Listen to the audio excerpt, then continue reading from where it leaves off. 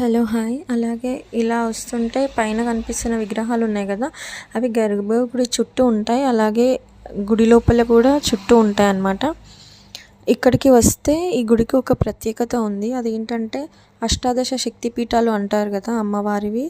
అలా ఈ గుడికి వచ్చి అమ్మవారిని బల్కంపేటలో ఉన్న ఎల్లమ్మ తల్లి అమ్మవారిని దర్శించుకుంటే అష్టాదశ శక్తిపీఠాలను దర్శించుకున్నంత విలువ అని నమ్మకం అన్నమాట.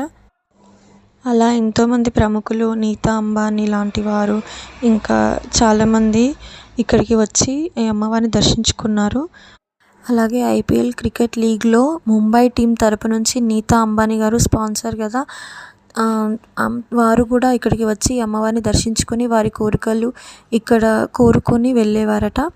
అండ్ ప్రతిసారి ఐపీఎల్కి ఇక్కడికి వచ్చి దర్శించుకొని అమ్మవారి కానుకలు సమర్పించుకునేవారట. ఇలా ఎంతోమంది ప్రముఖులు ఈ అమ్మవారిని దర్శించుకునేవారట.